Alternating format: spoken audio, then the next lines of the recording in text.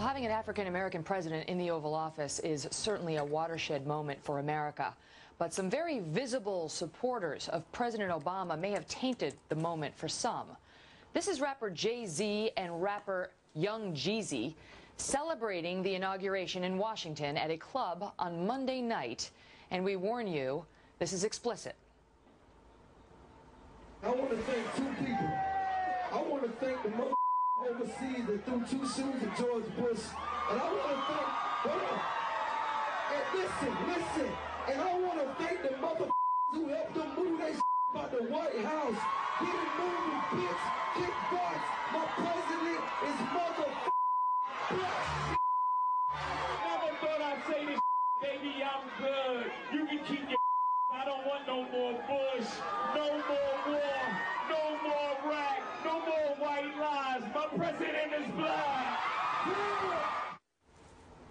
Well, syndicated columnist Michelle Malkin is here with us of MichelleMalkin.com and also contributor to HotAir.com. Michelle, good morning. Good morning, Megan. You know, this is stunning. This is the way they choose to celebrate the inauguration of our first black president. So much for a post-racial America, I guess. Yeah, I posted the video on Monday night in the midst of the feel-good kumbaya leading up to the inauguration. And a lot of folks didn't want to pay attention to this very ugly underbelly that was going on in Washington, D.C. But it's not a shock to people who've been paying attention to these very high-profile supporters of Barack Obama in the entertainment industry. I first blogged about this song, My President is Black, in the days after the election last November. Young Jeezy first wrote this song over the summer, and it came out in advance of the Democrat National Convention, and it really gives lie to the concept that Barack Obama has ushered in this quote-unquote post-racial era. In fact, the color-coded culture is alive and well, and it has been stoked by the rap industry, and unfortunately you have heard no denunciations from the post-racial president about this very vitriolic rhetoric, you know, that really is supposed to be something we've discarded and left behind. Well, and it would be one thing if these were rappers who were sort of doing their own thing on the outskirts, you know, what have you. That's been going on for a while. But Jay-Z, I believe he was in the VIP section watching the inauguration. I mean, he was a welcomed guest along with his wife, Beyonce. This guy is well respected. I don't understand why he would participate in something like this. I think the young Jeezy is the one who's been making these comments all along, but it's a little bit more controversial now that Jay-Z joins in and has no problem with these sorts of terms being thrown around. The N-word came out repeatedly.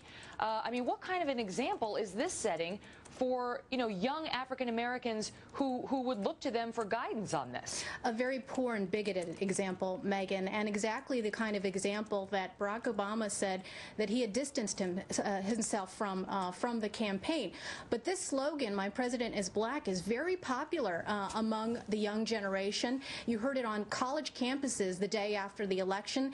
It's sold on T-shirts, and it's not just Jay-Z, it's not just young Jeezy. Nas also did a song very much like it called Black President, and P. Diddy was up on stage during one of the inaugural balls using this same slogan, and you know, and the fact that we have this kind of racial identity politics still infusing pop culture, I think points to the fact that the Obama administration itself has not distanced itself from these kind of policies. And just today, I think this is very related, Megan, another video came out of Robert Reich, the economic advisor formerly from the Clinton administration and now from Obama, talking about how the stimulus funds should not go to white male contractors. It's the same kind of mentality of bean counting, and it's, you know, it's the same old, same old. It's the same old Democrat mentality of treating people based on the color of their skin rather than the content of their character or their content of their resumes. You know, not exactly the kind of legacy we thought Martin Luther King was supposed to leave. Well, I know, Michelle, that, you know, when you comment on these things and when others comment on these things, some people come out and call you racist for even commenting on it, which seems a little boneheaded to have the exact wrong message as a result of these. But we appreciate you blogging about it. We saw the tape. We were rather surprised by it. And we hope that we don't see more of it. Michelle Malkin, always a pleasure talking to you. Thanks for being here. Thanks. Megan, while you